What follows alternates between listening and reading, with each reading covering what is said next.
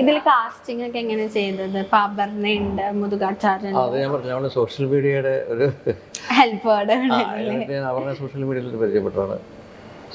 അപർണയോട് ആ സിനിമയെക്കുറിച്ച് കഥ പറഞ്ഞപ്പോൾ അവർക്ക് ഇഷ്ടമായി.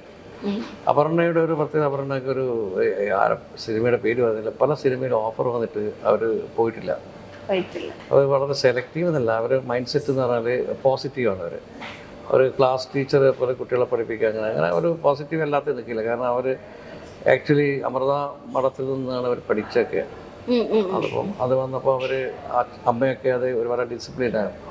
അപ്പോൾ അവർ വളർത്തിയെടുത്തത് അങ്ങനെ ഒരു രീതിയിലാണ്, എന്തെങ്കിലും മനുഷ്യൻ നന്മ ചെയ്യുക. അപ്പം ഒരു ഉദാഹരണമായിട്ട് കൊച്ചിയിൽ നമ്മൾ ഒരു ഷൂട്ട് ചെയ്തുകൊണ്ടിരിക്കുകയാണ്. ഷൂട്ട് ചെയ്യുമ്പോൾ ഉച്ചയ്ക്ക് ലഞ്ചിന് കയറി. അപ്പോൾ ലഞ്ചിന് ഇങ്ങനെ കഴിച്ചുകൊണ്ട് നിൽക്കുമ്പോൾ റോഡ് സൈഡിൽ ഒരു ബെഗ്ഗർ ഇരിക്കുന്നുണ്ടായിരുന്നു.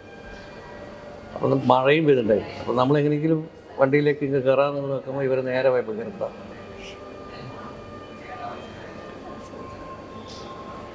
അപ്പോൾ എന്തുകൊണ്ട് അവരെയും കൂടി എടുക്കായിരുന്നു ശരിക്കും. ഓക്കെ, അപർണ നേരെ പോയത് ബെഗ്ഗറെടുത്ത് പോയിട്ട് അവർക്ക് ഭക്ഷണം വാങ്ങിച്ചു കൊടുത്തത്. അപ്പോൾ ഇവർ ചെറുപ്പത്തിലെ പഠിപ്പിച്ചതെന്ന് വെച്ചാൽ മറ്റുള്ളവർക്ക്, പക്ഷേ മറ്റ് ചില കാര്യങ്ങൾ വളരെ സ്ട്രിക്റ്റാണ്. സ്ട്രിക്റ്റ് മീൻസ് അവർ ഒരു നമുക്കൊരു വെസ്റ്റേൺ സ്റ്റൈലിൻ്റെ ഒരു ഗുണം കാണാനുണ്ട്. നമ്മളിപ്പോൾ 9 മണിക്ക് വരണമെന്ന് പറഞ്ഞാൽ നമ്മൾ 8:55 തുടങ്ങും, അവരെത്തും. നമുക്ക് അറിയേണ്ട പഠിക്കേണ്ട പോലെ, ഞാൻ ഗൾഫിലായതുകൊണ്ട് എനിക്കറിയാം. കാരണം അവിടെ ഇങ്ങനെയാണ് 8:30 ഒരു അപ്പോയിൻമെൻറ്റ് ഇട്ട് 8:20 അവിടെ എത്തിയില്ലെങ്കിൽ 8:30 കൃത്യത്തിന് അപ്പോയിൻമെൻറ്റ് ക്യാൻസൽ. 31 ആകുമ്പോഴാണ്. അപ്പോൾ ട്രാഫിക് ജാം ഉണ്ട് എന്ന് പറഞ്ഞാൽ എനിക്ക് 6 മണിക്ക് പുറപ്പെട്ട് വയ്ക്കും. അവിടെ എത്തിയ മലയാളി ഭയങ്കര അക്കസ്റ്റ് ഉണ്ടോ നേരത്തെ. ഇവിടെ എത്തിയ അപ്പം നമ്മൾ ചാർലി ചാപ്ലിൻ്റെ ഒരു ഫേമസ് പടമുണ്ട് മോഡേൺ ടൈംസ്. യന്ത്രം ഉണ്ടാക്കി കഴിഞ്ഞാൽ യന്ത്രം നമ്മെ ഭരിക്കും എന്നുള്ളത് മനസ്സിലായി. അത് അന്ന് മനുഷ്യൻ, നമ്മൾ ഇന്നലെ വരെ ചാർലി ചാപ്ലിൻ ഇപ്പൊ അതാ സംഭവിക്കാൻ പോകുന്നത്. ഇനി നമ്മളെ നിയന്ത്രിക്കുന്നതൊക്കെ ഒരു പക്ഷേ യന്ത്രവൽകൃതമായ ഒരു ലോകത്ത്.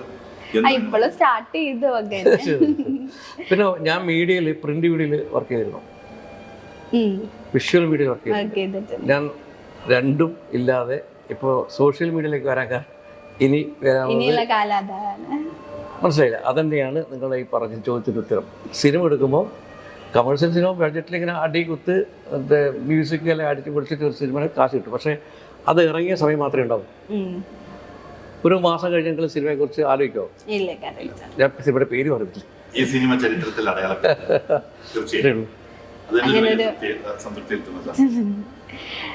ഇപ്പൊ പൊതുവെ നമ്മളിപ്പോ കേൾക്കുന്ന കാര്യങ്ങളാണ്, റിവ്യൂ സിനിമകളെ നശിപ്പിക്കുന്നു, അല്ലെങ്കിൽ ഫസ്റ്റ് റിവ്യൂ കൊണ്ട് ഓടേണ്ട സിനിമ മൊത്തത്തിലായിട്ട് തിയേറ്ററിന് പോകുന്നതാക്കാം. അപ്പൊ ശരിക്കും അങ്ങനത്തെ എന്തെങ്കിലും ഉണ്ടോ? റിവ്യൂകൾ ശരിക്കും സിനിമകളെ നശിപ്പിക്കുമെന്ന് തോന്നിയിട്ടുണ്ട്? നശിപ്പിക്കല്ല, ഞാൻ റിവ്യൂറാണ്. ഞാൻ ഫിലിമിലെ റിവ്യൂ ചെയ്ത ഒരാളാണ്. അത് ഇവരെല്ലാം ചെയ്തതിന് എത്രയോ കാലം മുമ്പ്. ഫിലിമിൻ്റെ വെള്ളി നക്ഷത്രം, ഫിലിം മാഗസിൻ, കലാകുമാരിയൊക്കെ ഞാൻ 5 പുസ്തകം എഴുതിയിട്ടുണ്ട് ഫിലിമിനെ കുറിച്ച്. അപ്പോൾ ചീഫായിട്ട് നിന്നിരുന്നു. അതിൻ്റെ ശരിക്കും റിവ്യൂ ആ കാലഘട്ടത്തിൽ കോഴിക്കോടൻ സിനിക്ക് നല്ല മറകളാണ്. അപ്പം റിവ്യൂ നല്ലതാണ്. കാരണം ഒരു സിനിമ കാണുന്നതിന് മുമ്പ് ഒരു റിവ്യൂ കിട്ടിക്കഴിഞ്ഞാൽ നല്ലതാണ്. പക്ഷേ അത് ഞാൻ പേരൊന്നും പറയുന്നില്ല. ഒരു സിനിമ ചിലപ്പോൾ നിങ്ങൾക്ക് ഒരു സിനിമ കാണുമ്പോൾ നമ്മൾ ഫ്രണ്ട്സാണ് ചോദിക്കും, അല്ല ആ സിനിമ കണ്ടോ? ഞാൻ കണ്ടു, എങ്ങനെയുണ്ട്? അത് അവസാന ഭാഗം അല്ലെങ്കിൽ മറ്റേ ലാഗിങ് ആണ്, അല്ലെങ്കിൽ വേറെ എന്തെങ്കിലും ഉണ്ട്, ഒരു എന്ത് ജോണർ പെട്ടെന്ന്. ഇതാണ് റിവ്യൂ ഇപ്പോഴത്തെ. അതായത് ആ പറയുന്ന വ്യക്തിക്ക് ഇഷ്ടമല്ലാത്തൊരു സിനിമയാണെങ്കിൽ അതിനെ അടിച്ച് പൊറിച്ച് 4 കഷ്ണമാക്കി മാറ്റും. ശരിക്കും അങ്ങനെ ഒരു ഫ്രീഡമാണ്. പക്ഷെ മറ്റൊരു ഫ്രീഡം എന്ന് പറഞ്ഞാൽ നിങ്ങൾക്ക് തരേണ്ടുന്നൊരു റൈറ്റ്സ് ഉണ്ട്. അതായത് ഞാൻ നിങ്ങളെക്കുറിച്ച് ഇൻ്റർവ്യൂ ചെയ്ത നിങ്ങളെക്കുറിച്ച് പറയാം. അതെന്ത് ഇൻ്റർവ്യൂ, ചോദ്യം ചോദിക്കാൻ അറിയില്ല, മഹാബോറ എന്ന് പറയുന്നത് നിങ്ങളെ ഇൻഡിവിജ്വാലിറ്റി ബാധിക്കുന്നതാണ്. എനിക്ക് പറയാനുള്ള ഇൻഡിവിജ്വാലിറ്റി ഉണ്ടെന്ന് പറഞ്ഞാൽ നിങ്ങളൊരു ഇൻഡിവിജ്വാലിറ്റിയെ ടാർണിഷ് ചെയ്യുമ്പോൾ അത് അയാളുടെ റൈറ്റ്സിന് നേരെയുള്ള ചോദ്യം. അതാണ് എല്ലാവരും കോടതിയിൽ പോകുന്നത്. നമുക്കൊരു ക്യാമറയും ഞാനും ഉണ്ടെങ്കിൽ നമുക്ക് എന്ത് വേണമെങ്കിൽ പറയാം. ഇപ്പോൾ ഈ സിനിമ പറയുമ്പോൾ മറ്റ് സിനിമ പുച്ഛിച്ചാളാണ് എനിക്ക്, അതെൻ്റെ റൈറ്റാണ്. പക്ഷെ അത് എടുത്ത ഒരാൾ 10-40 ഒരു ഏകദേശം ഒരു 10 കോടി എന്നില്ലാണ്ട് വലിയ സിനിമ എടുക്കാൻ പറ്റില്ല. അത് അതിൻ്റെ പ്രൊഡ്യൂസർ, ഡയറക്ടർ, അതിൻ്റെ ഭാഗം എല്ലാരും എല്ലാവരും വേണ്ടി ഒരു സാധനം ഇൻവെസ്റ്റ് ചെയ്ത ഒരു സാധനം ഒറ്റ നിമിഷം കൊണ്ട് അത് നല്ലതോ മോശമോ പറയാം. പക്ഷെ ഇത്രയും തറ സിനിമ ഞാൻ കണ്ടിട്ടില്ല. ഇതൊരു ഭയങ്കര ബോർ സിനിമയാണ്.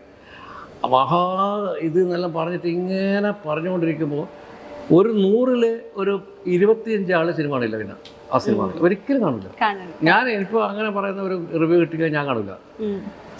ഞാൻ കാണില്ല. ഇതിന് എൻ്റെ പൈസ സമയം കളയുന്നത്. ഞാൻ ഇദ്ദേഹം എന്നെ വിളിച്ചു പറയും അഷ്റഫായി ഒറ്റ സിനിമ കാണണേ എന്ന് പറയുമ്പോൾ ഞാനത് കാണുന്നു. എത്രയോ നല്ല സിനിമ വിളിച്ച് പറഞ്ഞിട്ടുണ്ട്. ഞാൻ അദ്ദേഹത്തോട് അതേ സമയം പുള്ളി പറയാണ് എന്താ കാശ് കളരുത് കേട്ടോ സിനിമ പോക്കാന്ന് പറഞ്ഞാൽ ഞാൻ കാണാം. അപ്പം അതെന്താ ആ ഇൻഡസ്ട്രിയെ തകർക്കുന്നതാണ്. പക്ഷേ ഇവർക്കെല്ലാം കുറേ ലക്ഷക്കണക്കിന് വ്യൂവേഴ്സ് ഉണ്ടാവും. അതിന് കാരണം എന്ന് വെച്ചാൽ ഞാൻ എല്ലാ രാജ്യങ്ങളും 200 രാജ്യങ്ങളിൽ ആൾക്കാരെ ദുബൈയിൽ വെച്ച് കണ്ടിട്ടുണ്ട്, അല്ലെങ്കിൽ ഗൾഫിൽ കണ്ടിട്ടുണ്ട്. എൻ്റെ ജോലി അവിടെ ജേർണലിസ്റ്റാണ്. ടെലിവിഷൻ ഞാൻ എൻ്റെ പ്രോഗ്രാമൊക്കെ അവതരിപ്പിച്ചാളാണ്. എനിക്ക് എല്ലാവരെ കുറിച്ച് അറിയാം. അപ്പോൾ അവരുടെ ഏറ്റവും നെഗറ്റീവ് ഉള്ള ഏക സമൂഹം മലയാളികളാണ്. എസ്പെഷ്യൽ മീഡിയ നെഗറ്റീവ് അല്ല. നിങ്ങൾ പോസിറ്റീവായിട്ട് ഇപ്പോൾ ഇതിൽ പറഞ്ഞാൽ ഞാനിപ്പോൾ 2 തെറി ആരെങ്കിലും വിളിച്ചു കഴിഞ്ഞാൽ ഇത് വൈറലാവും, ഈ ഇൻ്റർവ്യൂ വൈറലാവും. ഞാൻ നല്ലത് പറഞ്ഞാൽ ഒരു കുട്ടിക്ക് വേണ്ട, ആർക്ക് വേണം? നമ്മൾ പാല് കുടിക്കുന്നതിനേക്കാൾ കൂടുതൽ കഴിക്കുന്ന മദ്യമാണ്. മനസ്സിലായില്ലേ? അപ്പം അതുകൊണ്ട് ഞാൻ പറയുന്നത് വെച്ചാൽ ആ നെഗറ്റിവിറ്റിയിൽ നിന്നുകൊണ്ടാണ് ഈ റിവ്യൂ എങ്കിൽ റിവ്യൂ ഒരു കാര്യം ഞാൻ പറയാം, അദ്ദേഹം ചെയ്യുന്നത് ശുദ്ധ ഞാൻ പറയുന്നത് എന്താ കാരണം എന്ന് വെച്ചാൽ അത് പറയുമ്പോൾ ഇപ്പോൾ അതായത് ക്രിമിനൽ കുറ്റമാണ്. അത് സിയാദ് കോക്കർ എന്ന് പറയുന്ന ആളുടെ സിനിമയെക്കുറിച്ച് ഇപ്പം കോടതി പോയിട്ട് അയാൾ യൂട്യൂബ് നീക്കം ചെയ്യേണ്ടി വന്നു. യൂട്യൂബ് നീക്കം ചെയ്യുമ്പോൾ അയാൾ കുറ്റം തെളിഞ്ഞോണ്ടല്ലേ.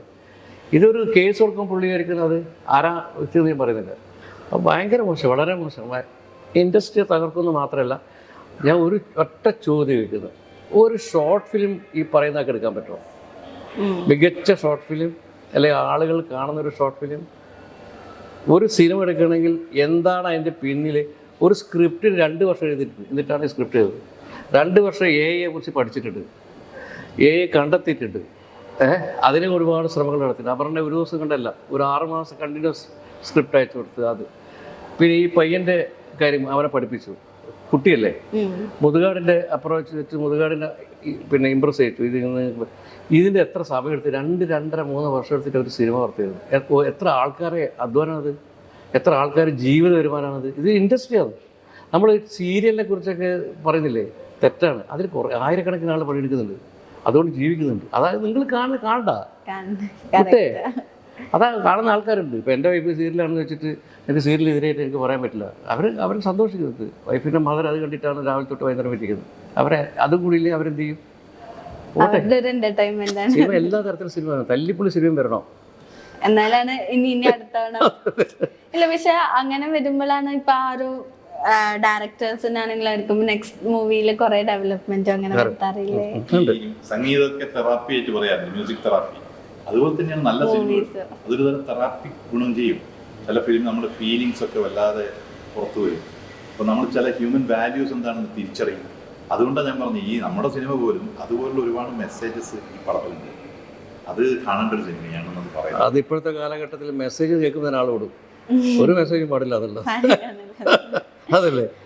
നമ്മൾ ഒരു മീഡിയ എപ്പോഴും ശ്രദ്ധിക്കപ്പെടുന്നത് നെഗറ്റീവ് പറഞ്ഞിട്ടാന്നുള്ള ധാരണ തിരുത്തണം. എന്താ കാരണം എന്ന് വെച്ചാൽ ഇനിയുള്ള കാലങ്ങളിൽ സംഭവിക്കുന്ന വെച്ചാൽ നിങ്ങൾക്ക് അറിയുന്നവരില്ല, ഈ ന്യൂസ് പേപ്പറിൻ്റെ റീഡർഷിപ്പ് കുറഞ്ഞു വരാണ്, ടെലിവിഷൻ്റെ വ്യൂവർഷിപ്പ് കുറഞ്ഞു വരാണ്, സോഷ്യൽ മീഡിയയിൽ തന്നെ ആൾക്കാർക്ക് ഇപ്പം മടുപ്പ് വന്നു തുടങ്ങി. ഇതിപ്പോൾ ഇനി ഇത്ര റിവ്യൂസ് ആൾ കാണില്ല. പക്ഷേ എത്ര പറഞ്ഞാലും നമ്മൾ ഈ നന്മയുടെ ഒരു ഗുണം എന്ന് വെച്ചാൽ നമ്മൾ ആഴത്തിൽ നടുന്ന ഒരു ചെടി വളരെ ആഴത്തിൽ വിത്തിട്ടിട്ട് അത് പക്ഷെ വളർന്നു വരാൻ സമയമെടുക്കും. പക്ഷെ അത് വളർന്നു വരും, അത് വരും. നിങ്ങൾ നോക്കിയോ, ഇതേ സിനിമ എല്ലാം പൊളിക്കും ഇനി അടുത്ത ഒരു ഘട്ടത്തുമ്പോൾ. കാരണം ഒരേ ജോണറിൽ വരുന്ന എല്ലാ സിനിമയും ഇതിപ്പോൾ നമ്മൾ സിനിമ കാണാതിരിക്കുമ്പോൾ തന്നെ നമുക്ക് മനസ്സിലാവും ഇത് എങ്ങനെയായിരിക്കും ഇതിൻ്റെ അവസാനം. കറക്റ്റായിട്ട് മനസ്സിലാവില്ലേ? ഒരു ആദ്യത്തെ 5 സീൻ കഴിഞ്ഞാൽ നമുക്ക് മനസ്സിലായി ഇതിൻ്റെ പോക്ക് എവിടെയാണ്, അവസാനം എവിടെയാണ്. റിവെഞ്ച്, അടി, കുത്തി, അവസാനം. ഇതിൻ്റെ അപ്പുറമൊന്നുമില്ല. ഭയങ്കര ചെവി പൊളിക്കുന്ന മ്യൂസിക്കാണ് അതിൻ്റെ. അതിൽ വരികൾ അറിയോ എന്തെങ്കിലും? ഏതെങ്കിലും പുതിയ പാട്ടിൻ്റെ ഇപ്പോഴത്തെ വരികൾ നിനക്കറിയോ? ഭയങ്കര പാടുള്ള വരികൾ മനസ്സിൽ കേൾക്കുന്ന പാട്ടുകളൊന്നും ഉണ്ടാവും. ഏത് ഭാഷയിലാണ് പറയുന്നത്? തെലുങ്കാണോ കന്നഡയാണോ തമിഴാണോ? ഇതിലെ ലിറിക്സ് നിങ്ങൾക്ക് അറിയോ? ഞാൻ വിചാരിക്കും ചിലപ്പോൾ കന്നഡ ആയിരിക്കും, കന്നഡ സിനിമ എടുത്തോണ്ട് തെലുങ്കായിരിക്കും. പക്ഷെ മലയാളം ഞാൻ കേട്ടിട്ടില്ല പലതും. ഞാൻ ഒന്നും പറയാം, എൻ്റെ നാവിലും തുമ്പത്തി വരുന്നുണ്ട് പല പാട്ടുകളും, ഞാൻ പറയുന്നില്ല പക്ഷേ